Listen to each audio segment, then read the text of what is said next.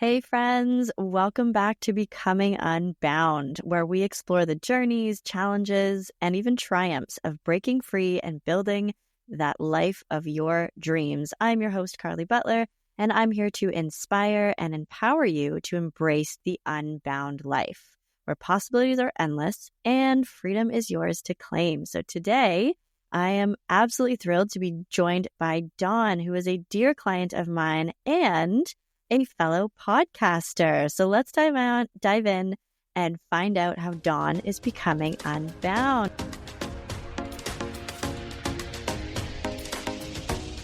Dawn, welcome to the show. I love it. Thank you so much for having me. I appreciate it. Excited to be here. Thanks for being here. This is awesome. We are sort of both. It's interesting. We're kind of both in those like beautiful beginning stages of podcasting. So it's very interesting. I feel like we're learning a lot. This is my first podcast that I've ever like put together for myself, but I've been working as your podcast manager for the last couple months now. And let's tell the audience how we became connected. It's quite a beautiful, like epic story. Yeah, absolutely. So we met in Kelowna, BC. We are connected to Kaylor. I'm in his business program and his podcast program. And we met at his retreat in September. And so we met and you told me that you were a podcast manager. You've taken me on as a client. I am a terrible client because technology is not my thing. I know how to grow vegetables. I know how to be a farmer, but me and computers are like matching gas. So yeah, thanks for your patience with me. And yeah, let's dive into this. Let's have a good conversation.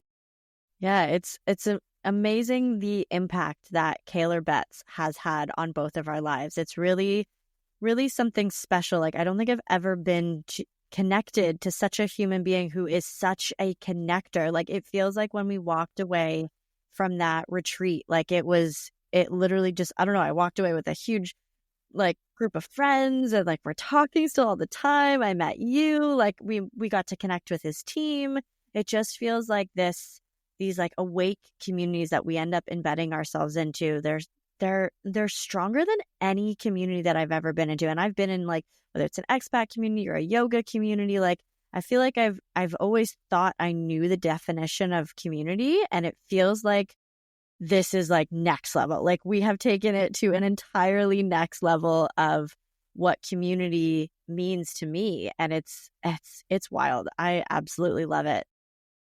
Yeah, me too. I've met a lot of people at that retreat and have stayed connected with them, and they're friends on my Facebook, and I'm trying to work with them, and they've been on my podcast, and just the communication and just being on social media, just following each other and building community. And that's one thing that I have found in the last year since I sold my farm is, people still want community. My farm was my community, my customers and my people there. And so just building a different community now has been really good.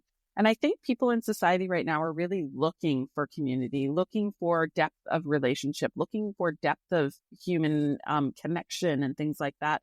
And yeah, at that retreat, I without a doubt, we found it, and we found it very easily and very simply. And it was just almost instant, like, connecting with people like-minded and with the same values and the same morals and just, the same goals in life. Yeah, I think that word values really comes out to me. And I think that's why when you find communities that share the same or similar values, maybe they're not always all the same, but that's what I think takes it to the next level, is those values that you find in community. And if you know your own values, which they change, they ebb, they flow, but if you can find that, like that's truly where there's some serious magic. So I'm so glad that we got a chance to connect with that community. And it is the true, like it's the awake and winning community. So on my podcast, we like to talk about sort of what it means to become unbound. And a lot of it is sort of waking up to whether it's your own personal things that are going on in your life, old relationships, old patterns. Maybe it's that 9-to-5 job that you're like, oh man, or maybe it's that literal 24-hour-a-day farming job that you're like, wow, this is taking everything out of me. So Dawn, I'm really curious, was there a specific moment in your life where you were like, oh, yeah, I got to do something different here, or there's another path for me? Or was there a moment that really just lit you up that you were like, oh, here it is. There's something else going on here? Yes, but not necessarily in a positive way, in a negative way. So I was a farmer. I was born and raised in the greenhouse, or not born into the greenhouse industry, but I've been farming since I was 5 years old. I'm 44 now. And yeah, raised in the industry. I wrote a little story when I was in grade 1 about Dawn's greenhouse. Like that's how entrenched I was into what I was doing. And so I had a 36,000 square foot greenhouse. I did 20 acres of garden. I had 299 chickens. I had 35 sheep. I sold food. I grew food and raised food and sold food directly to my customers at farmers markets and built relationships that way. And I loved it. Like that was my entire identity. So when it comes to not having my farm, I sold it almost a year ago, or exactly almost a year ago. I sold my farm, and I came to that realization that I had to sell my farm, like not this past September, but the September before. In farming, it's high roller gambling. So you are always going in the hole, in the hole, in the hole to hopefully catch a breath of air to go in the hole, in the hole, in the hole again. That's the way farming is. And when I got to last September and I realized I was $100,000 short to keep going for one more year, in farming, you finagle things. So you either sell something off, or you know, try and make changes to try and keep farming. But when it came to September and I realized, shoot, I'm 100 grand short, there was no selling off assets. There was no finagling. I could not see my way out of the situation. And I just realized I had to put my farm up for sale, which actually broke my heart. And so this past year, I've been grieving my farm because it was my identity. It was who I was. And I've questioned why. I've got a relationship with God and Jesus, and I've questioned why. Why did I have to sell my farm? When I was a farmer, it was about relationship. I had people come to me, and I've told the story many, many times, and I will continue to tell it. There was this one woman, she would bring her bag of food bank items to me at the farmer's market, and I would take her bag of toothpaste and craft dinner and rice, and I would trade her for a bag of vegetables, because if if they're hungry, feed them. And so that's how I really felt that I was supposed to do things in the world. If someone's asking for food, I felt called to feed them. And so I don't understand why I had to give up my farm, other than I needed to grow as a person. And I'm not blaming God, but I think God is taking me on a journey to something bigger. There's something bigger than my farm. And I know how much my farm meant to me, and I loved it. And so I'm just trying to figure out what the next bigger is. And so I sold the farm and started online coaching. Amazing. Sorry, that was so long-winded. That is okay. There's so many points that I want to connect to that. And I think that is a beautiful moment of awakening. And it's so hard and heartbreaking. Like, I remember the same thing with me. I was like, ooh, I don't think I can be a teacher anymore. Like, and it was same with you. It was my identity. You were a farmer. I was a teacher. Like, that was who I was. Like, Carly Butler, the teacher. Like, that's who my friends knew me. Like, teaching children was my thing. I thought that was the thing that lit my soul on fire. And like, I remember even being in a call with Kayla, and Kayla was like, who knows their North Star? And I was like, me, 100% me. I'm like, I'm a teacher. I'm going to change the world. I'm going to like teach freedom to children. And like, this is what I was going to do. And then, yeah, God kind of came down and was like, well, you're tired. You're burnt out. You are anxious. You are not living. You come home at the end of the day and like, I can't talk to anybody. I have to lay on my couch and just be silent. Like, I'm not living. And so I totally hear you when you say like that was your identity, and giving that up. Like, there is a grieving process, and it's a lot. It has been a lot to grieve that, because yeah, as a farmer, it's not just a job that you go to.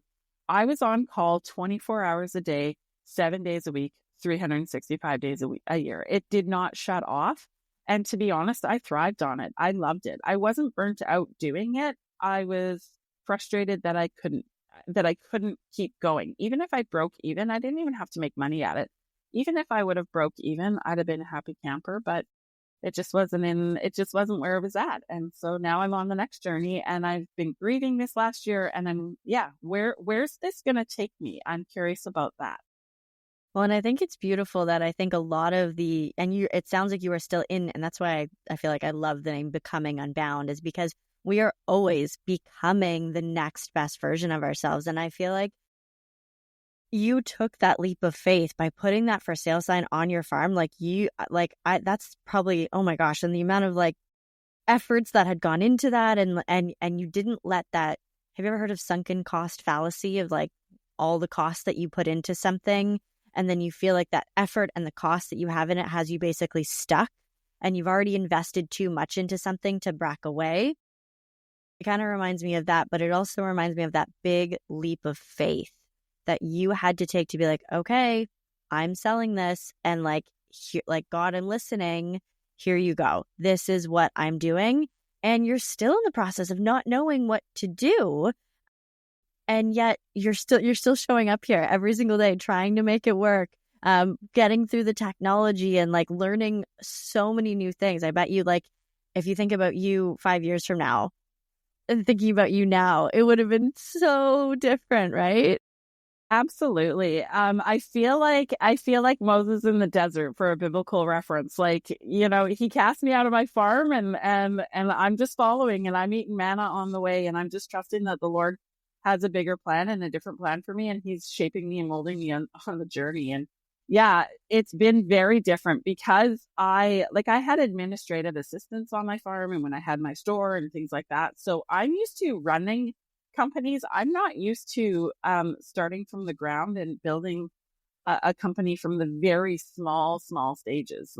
I jumped into a 36,000 square foot greenhouse and bit off more than I can chew, to this, which is totally different, and technology is not my thing. And so, yeah, it's been a rough go, but a good go. And I'm learning so much. Good. Well, Dawn, it sounds like you're keeping pretty on brand with biting off more than you can chew, and going full into the deep end and just trusting. It sounds like that trust in the Lord and trust in and that faith that you have to know that there is something greater out there. And what I'm hearing from you is that, and I relate it to mine. I was teaching in a classroom, and I always felt like I was just stuck in the four walls of my classroom. And I was like, well, this is great. And I'm teaching to a certain amount of people. And I know that the collective consciousness feels this vibration, and it goes out, and God sees me, and I'm teaching God's children. And this is amazing. And it also sounds like that maybe is a connection for you. You were feeding people from your farm, but now what you're doing is you can feed people on this massive scale because you're teaching the skill versus just feeding physically, here's the food that you need. It's you've taken it to this, you've widened your whole lens of what you're able to do by teaching people this skill. So maybe tell us a little bit about your coaching program and how this was inspired and all that. Yeah, absolutely. So on my farm, I actually fed probably about 100,000 people, or 100,000 mouths in a year, which is not a small number. And so in selling the farm and in going through this teaching thing, and I just kind of happened into Kayla's program and things like that. So in teaching people, there's a saying, if you give a man a fish, he eats for a day. But if you teach a man to fish, he eats for a lifetime. And I really feel like in society, we have lost those values and those skills. So many people don't have gardens. They don't have chickens. They don't have things like that. They don't know how to live like grandma did. They don't know how to can. They don't know how to freeze and preserve and eat seasonally and things like that. And so that's where I'm at, is I'm teaching people how to live like your grandma lived. And in doing so, one of my fears coming off my farm, actually, because I've got a bit of a tinfoil hat, was if shit really hits the fan, what am I going to feed my kids? I was scared of that. I was afraid of, what am I going to feed my children if things go so sideways? What am I going to do? And yeah, I was able to land in the country here. I've got a little greenhouse. I've got some garden. I've got some chickens. I have a mini pig that's not for eating, but unless we had to, I'm a omnivore. I eat meat. I carnivore too. The point is we need to learn how to live like that, and we need to take our food system back smaller, actually. So when I had my farm, part of my issue was I was competing against people that would buy and sell from the big corporations at farmers markets and buy and sell it for cheaper than what I could grow and sell it for. And that's a problem. You know, if we're just feeding into this massive, massive grocery system, it's a one size fits all. And I've said for a long time, he who controls the food controls the people. And so I want to take my food into my own hands. It's something I can control. I can't control what Trudeau does. I can't control what Trump does, but I can control what I do in my backyard with my own food and with my own plates and with my own family. And so that's where it's at, is teaching people how to take back their freedom and their control and become ungovernable so that, you know, you can survive on your own for a while.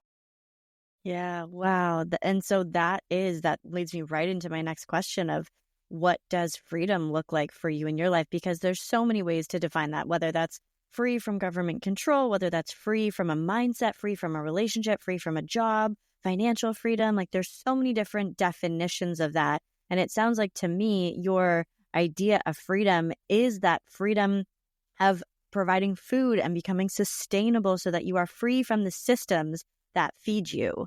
And if you start to establish that, all of a sudden, that fear that you talked about of like, what am I going to feed my family? All of a sudden, you can be like, I don't need that anymore. I'm no longer in a frequency of fear because I've got this. I'm in control now, and I can feed myself and I can feed my neighbors if I wanted to too. So I'm set to go. And then that opens up a whole world of whether you could trade or barter. And all of a sudden now you're like, all right, this is my version of freedom. And that seems like it allows you to sort of like sink in and be grounded and say like, I'm good. If shit does hit the fan, I'm going to be okay. Yeah, absolutely. You know, that's where it's at. So when we were actually at Kaylor's event there in September, we were walking down to the lake, and I don't know if you remember this or not, but there was a zucchini sitting on a electrical box. And I've told the story so many times, but it's just such a huge picture of where I think we should take our food system and our global food system. This is for right around the world. If we all grow a garden, if we all do what we can, if we all have a few chickens, you know, maybe you live in an apartment building, you can grow some things on your balcony to eat yourself or share with your neighbors. And there was a zucchini sitting on that electrical box, and it was just there. And we went down to the lake, and then we came back, and that zucchini was gone. And I thought, man, that is what we need more of, where we have extra food that we can just leave it on an electrical box in the middle of the city, and someone who needs it will take it. And if we do that, we don't need big corporation grocery stores to feed us. It's actually not the grocery store that feeds us. It's the farmer that feeds us. It's the person growing the food. And so I think we all should get back into agriculture and back into farming in our own ways. So, you know, we've got beef farmers. Go to your beef farmer, your local beef farmer, and buy your beef, but then grow the vegetables you need. Have a few chickens, you know, just do what you can in the space you have. And that's how we find freedom. You also touched on the word fear. We've touched on the word fear. I find a lot of times that people who wear a tinfoil hat are a bit of doomsday preppers. They're a little bit fearful. And that's the thing, is I don't like living in fear. I don't want to live in fear. I believe in the one who's in control of the whole picture. And so I'm just following him through the desert. But I'm not fearful. Like, do not be afraid. Do not be afraid. It's so biblical. It's written in there so many times. Do not be afraid. And I'm just following that the Lord is taking me where he needs me to go. And he will provide what I need. And in doing that, it's providing for myself, learning to do these skills. Well, I already have the skills, but teaching these skills to other people, you know, so that they can do for themselves what I have for myself.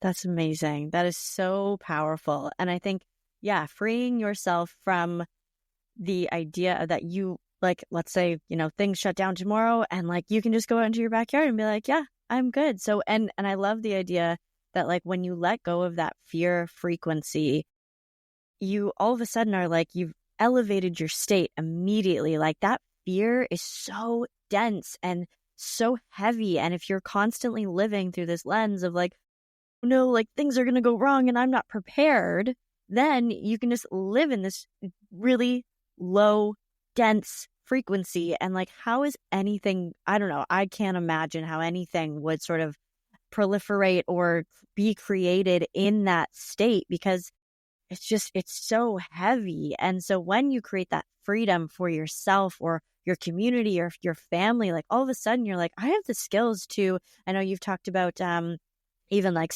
making sourdough and all preserving and canning, like all of those things used to be just a very regular skill set that we all had, right? And I think now it's like, it's so beautiful that you are teaching that, because you are literally teaching these freedom skills to people who, I mean, we used to have it from our grandmas and we don't have that anymore. So like you're bringing that back, and like you are taking freedom to a place of sustainability and just trusting in yourself and trusting that you've got this. So I love the program that you have put together. It's really beautiful, and it's so in line with helping people become unbound to the system. It's phenomenal. I love it. Thank you. Just when you were speaking there, I'm like everybody's new grandma. I'm only 44, but I'm like everybody's new grandma. I can be your grandma. I can teach you. I can help you. And that's the thing for me, is I love people more than I love life itself. And so it's not even about the business side of it. It's just helping people. People drive me. People give me joy, and just giving to people, and how can I help, and how can I serve? And that's what drives me. And that's what drove me on my farm, is how can I serve people? And now I'm just taking that same fundamental core love of people and just turning it around and giving it in a different way. And so I'm pretty excited about the future. I'm scared of the future in some ways, like where's it going to take me? But I'm also very excited about the future. And I trust the one who's got it. So yeah, that's amazing. Actually, going back to that zucchini story, I totally remember seeing that zucchini on top of the electrical box, and I was like, wow, that is a beautiful zucchini. I just walked past it, and I was like, it's so cool that we can have that. And in Toronto, there's some like community gardens and stuff like that, and I've always been so drawn to that, and it's really a beautiful thing. And I think when you're talking about like being able to serve your community and serving, I like that is what we have to do. And you can't do that when you're in fear, right? Like you can't do that if you're constantly scared for yourself or whatever it is. Like how on earth can you pour into other people's cups and serve the community and the people around you if you're constantly living in this state of fear? And it brought me to, when you were saying that, I think like you are helping, by helping others become unbound to those systems.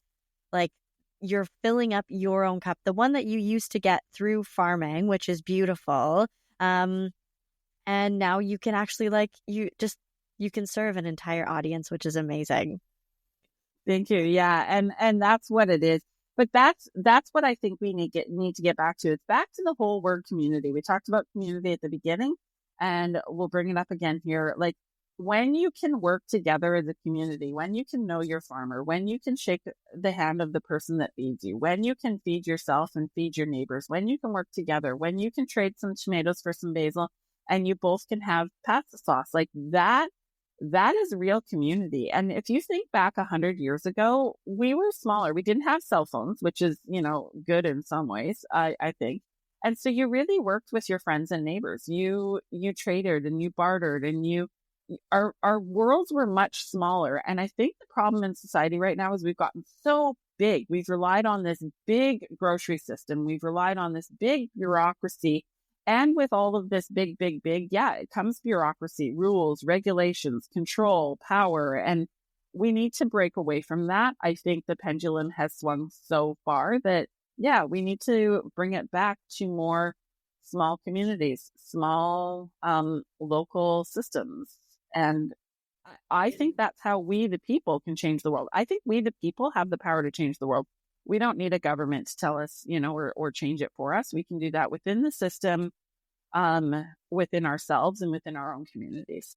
Yeah, I love that. And I've heard the concept of community, it's almost been a little butchered at this point. And like, I feel that there was, and someone described it once to me, that like the idea of this community, and whether it's like you go out and you have your like, I don't know, in Toronto, there's ecstatic dances, or there's like just like the idea of communities at music festivals or whatever. And we just talk like, or in yoga, like spiritual communities, there's this sense of like, oh, well, they're just my community. And you're like, okay, but what does that mean?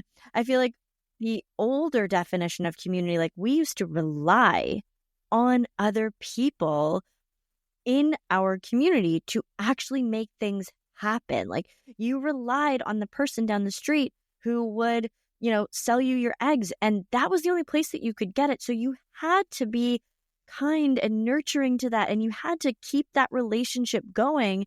But I feel like now sometimes you hear the word community and you're like, what does that even mean? Because right now it's like, for me, sometimes community is just like, oh, well, I go to a yoga class and that's my community. It's like, okay. I mean, I get that. And I'm not saying that that's not important or that's, you go to your ecstatic dance community and that's the people that you hang out with and chit chat with and share stories and there's value in that. And I feel like the idea of community that we've come from is that you actually relied on them. You relied on the community for jobs that serviced your home or whatever it was. Like we've kind of lost touch of what community really means these days. And now I think what you're doing is you're actually bringing us back to the original idea of community, that you truly rely on someone for your tomatoes and you provide them with something. And there's this beautiful exchange. And so your community actually means so much more to you rather than just like, I don't want to like make it any less. And, the social aspect of community, that's great. But the actual reliance, that's, I think, like the key. What do you think about that? Actually, what I was thinking when you were just talking is your yoga community is great. It's fun. It's a fun class to go to, but it's a 1 day a week class. Are those the people that you're going to call upon if you really have an issue? Probably not. And so building community, like when you think of the person that you would buy your eggs from down the road or that you would trade with or whatever, you had to build relationship with them and you had to repair those relationships too. So let's bring it back to nowadays. Maybe that person down the road voted for Trudeau and maybe you didn't. How are you going to do that? Right. And so building bridges rather than barriers, we need to take that into our own hands as well. Instead of going with all the division, I'm right and you're wrong and you do it my way and I do it your way. We need to start building the bridges to other people and actually become into relationship with them. And it's back and forth and you can have community and relationship and you don't necessarily have to agree. I'm sure 100 years ago, if you took a little town on the prairies, they didn't all agree, I'm sure. But they had to figure out some of those fundamental skill sets of grace, forgiveness, kindness, respect, love. And they really had to work with one another. And I think that's what we've lost because in big cities, it's so easy to, well, I'm not going to buy my eggs from you because you voted for Trudeau, but I'm going to buy them from this person because, and we do naturally gravitate towards people who are more similar than us. But I think that we can't lose the forest for the trees. We have to build community with everyone that we come in contact with, whether we agree with them or not. So yeah, that's just a thought. That old version of community, there wasn't this idea that like, oh, well, I'm not going to come to you anymore. It's like, no, you're the lady that has the eggs. I have to find acceptance. I have to find love for the service that you provide. We have to somehow find acceptance for one another, whether or not you believe.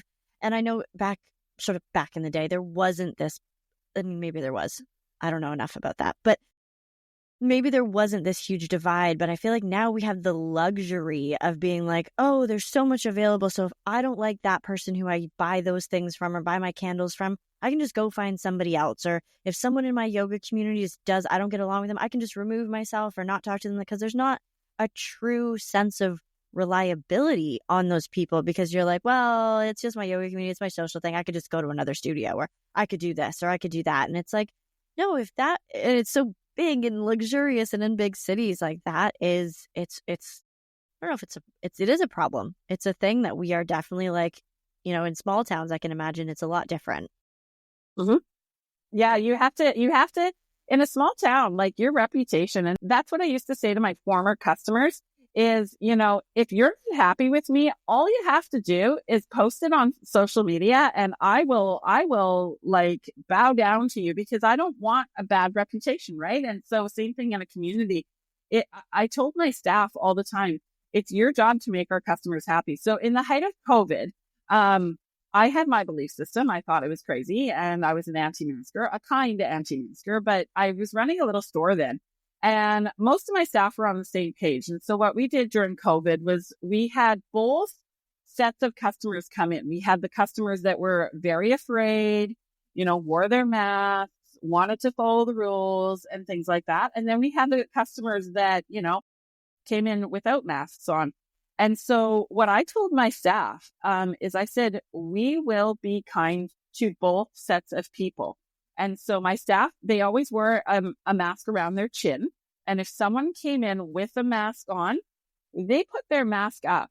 And not because of the government and not because bureaucracy told them to, but out of kindness and respect for the person in front of them. And then if someone came in without a mask, well, they pulled it down and they gave them a hug, right? Like I hugged all kinds of people in COVID because, I didn't see the need to, it just seemed a little crazy to me.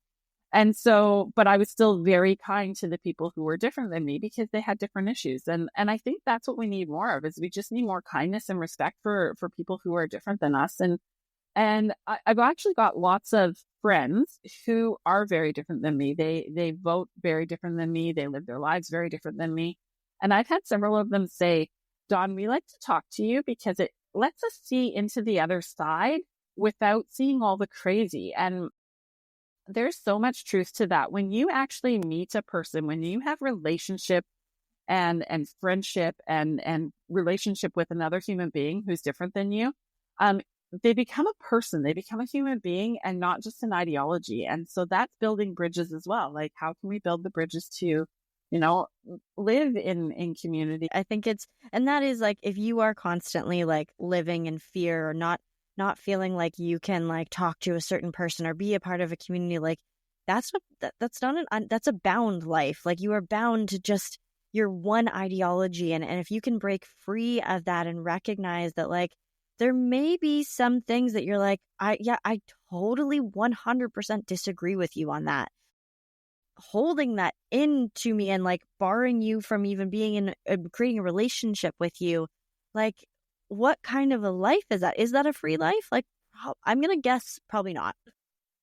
Just when you were speaking there, Jesus came to mind. Jesus actually broke free from the mold. He was the most rebellious man I think that's probably ever walked the planet in such a kind, loving, gracious way. And his people were the prostitutes and the tax collectors were hated. So picture Trudeau, like that's who his people were. Like he hung around with those people. He went to their homes. He broke bread with them and ate with them and, built relationship with them. And I just think that's such a good example that we can start bringing in today. Like just find the people, the broken people, and let's start loving one another and building one another up instead of just tearing one another down and live like Jesus did. Yeah, I love that. Yeah, it's definitely become a more profound ideology in my own life. So it's beautiful to be exploring that. And there's so many beautiful lessons of just seeing the human being before you see the ideology and committing to being open, just having an open heart, I think is like the first step. There's a book, Michael J. Singer, he does like the Untethered Life or Untethered Soul. And one of his things was that like in every single moment, whether you're meeting a new person or entering a new situation or even an old situation that is changing for you, just identify like, are you closed? Is your heart closed to the situation? Have you put up barriers or is your heart open? And if your heart can be open and you can constantly just be aware of that and be like, oh, my heart's closing. Like I do this all the time. And it's like, oh, you know what? My heart's closing to that. Like, let me just see if I can just stand a little different, take a deep breath, like see the human on the other side of that and just sort of let it go. And then all of a sudden you're like, oh, I actually feel better by opening my heart up and not having that like closed feeling because it's a constricted feeling for sure. Well, and once you're healed, like I've been in a healing process for a very, very long time. I lost my dad. I went through a divorce. I bought the farm. I lost the farm. So I've had a lot of grief. But through that, I've had to process everything and I've had to learn and grow myself as a human being. And the biggest thing I've learned over the last 6 years, 7 years, 8 years is how to put myself in someone else's shoes, how to see them for who they are and for their struggles and for what they're going through and have grace and compassion for that. And once you can see someone else, and once you can heal, and once you can fill your cup up, then you're able to give to someone else. So when your cup is full, you can give, and you can have, all those things, grace, love, compassion, and put yourself in their shoes and have, I think that's empathy then, when you put yourself in someone else's shoes and see them. You try and see things through their lens. And even if you don't agree with their lens, you can kind of see why they are doing what they're doing. And when you can see that, you can just see a totally different person behind there. Yeah, that is beautiful. And yeah, you might not agree fully, but you're like, oh, but I see why you would think that, or I see how that benefits you to think that, or I see how that nurtures you to believe in that thing, even though I've got a completely other set of beliefs in my own brain, and they serve me in whatever way it is, and that serves you. And just trust that for that person. And those things might change over time, but like trust that person is like navigating the world from their lens in the best way that they know possible. Well, and I mean, as human beings, we all think we're right. I think I'm right. I think I'm right in many, many things. I think I'm calling the bullshit out right in my own way. Like I think I'm right, but you will never have someone see that you're right if you're yelling and screaming and getting in their face. That they're just going to be so turned off, and it's not going to help anything. Where you catch more flies with honey than with vinegar, right? So if you can be sweet and kind and nice, then they can see, you can just learn from one another and see a different perspective. And who knows, maybe they will. I mean, now I'm being a little cocky, but I'm right and you're wrong. So, but I can love you in the meantime. I don't know. Yeah, I love that. So Dawn, if you could go back and if you could see either a younger version of yourself, or if someone came to you and was like, I am feeling stuck, I'm feeling like shackled, I'm feeling bound up in this life that I've created, and I've had this, whether it's an epiphany or a moment with God or just this realization like that there is something else out there for me. What would you say to that either younger version of yourself or someone who's feeling stuck? Like what would be the first, baby step or thing to realize, or something to bring into their own awareness so that they could start on their path, no matter how scary it might be, to live a life that's a little more free and a little more unbound? Absolutely. What a great question. And I've learned so many hard lessons, right, over the last 44 years that I can take all this experience and I would love to impart it on someone else. So when I think of it, you don't have to be stuck. So the first thing I would do is I would become debt free. A year ago, or just over a year ago, I was $1 million. Me, myself, as a single mom, I was $1 million in debt, or just shy of $1 million in debt. Today, I'm not $1 million in debt. And so that's giving me the freedom to make different choices. So the first thing I would do is get debt free if you can. And then I would try, and I'm entrepreneurial. Like the system is built that you go to a job, you make a wage, and then that's it. And I would figure out how to make more dollars for your time. And being entrepreneurial, you start off with nothing and you build from there, and you might even go backwards and build from there. But figure out ways that you can become different things in your community. And when it comes to agriculture, I think we need to see more small farmers, more small homesteaders. If you were able to have a place in town, so if you have a backyard, I've even seen urban farmers where they grew a chunk of produce in their backyard, not only for themselves, but for other people, and they sold it on the side. And so don't think that just because you're in the city doesn't mean that you can't, have a little side income. I love the country of Cuba. I go to Cuba quite often. And down there, everybody has a side business because you're given so much from the government, and that's sure not enough to make a living. And so everyone has become a little side business person on the side. And I think we need to get back to that, where you have a little side gig. And so if you have, a backyard, grow a garden. If you have 2 or 3 or 4 acres, you can make money off of that. And that's where I come in, is because I've got those skill sets. I know what I've been through, and I know what I've done.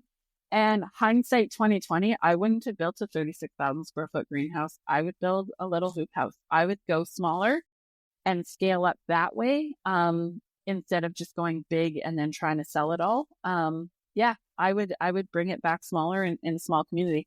And I'm sitting on an acre of land here right now.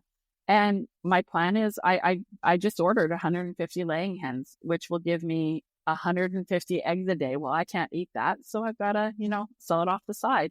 And I'm hoping to do some meat birds and things like that. So you can do it, and you don't need a lot of space to do it. We just need to band together as community, buy local, buy from your friends and neighbors, work together as community, and change our world. Amazing. Yeah, that's great advice. I love that. Get debt free. I've heard that echoed in so many other places of just like free yourself from that first, whatever it is that you have to do, whether it's selling stuff off or just get to that point and then start to create those systems of freedom for yourself and claw back that reliance on the bigger systems in our world. And then all of a sudden things start to feel a little more easeful and less fearful and all that. So that's great advice. That is great. Yeah. Advice. I love it. Yeah. Thank you. Yeah. And it's true. And, I've seen lots of those little videos that you see online and stuff. And people are now looking to, instead of buying the big house and the big car and the fancy this and the fancy that, let's make our life simpler. Let's try and live with less. When I moved out, I'm divorced. And when I left my husband, I left with one suitcase. I packed one suitcase in about 10 minutes and I left with basically almost the clothes on my back. And I didn't really need very much more. I've got a whole lot more now. I've kind of gained and accumulated some stuff again. But let's get back to minimalism. Let's get back to, freedom that way. We don't need to buy into this. You have to have this fancy shoes and you have to have this fancy and anything. Like if we just bring it simple again, I think you can live off of a whole lot less, be debt free and grow your own food. And that's where I come in. I'm going to put a little plug in for myself. If you need help to grow a garden or if you need help to raise some chickens, even in your backyard in town, you could do some meat birds if you wanted to. It might be a little illegal, but what they don't know won't hurt them. And you can do this. You can take your freedom into your own hands and do what you can in the space you have. And I teach people how to do that. Amazing. So Dawn, where can people find you? Yeah. So you can find me at Dawn's Dirt. I'm on Instagram. I'm on Facebook. Carly has helped me. I'm running my own podcast. So I think I'm on Rumble, Spotify, Apple Podcasts, and YouTube. Yeah. So that's where you can find me. Yeah. Reach out to me at Dawn's Dirt. I am learning so much from your podcast. It's incredible. I feel so honored that I am part of the team that puts your podcast together for the world because honestly, it's really, there's so many beautiful golden nuggets and things that you just I feel like every week I listen to your podcast. I'm like, oh, I go and tell people that are like, I just listened to a client's podcast and it's phenomenal. And I just learned this big new thing and you bring on some amazing guests. So, I'll put that in the show notes as well. So people go check out Dawn's Dirt. On Instagram, all those places. And thank you so much for your time today, Dawn. And what a great conversation. I feel like we're on our way to becoming unbound and finding that life of freedom.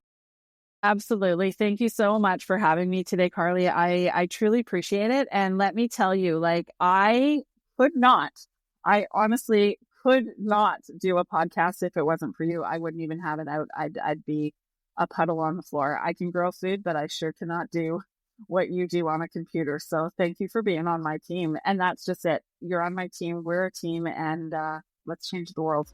All right, let's do it.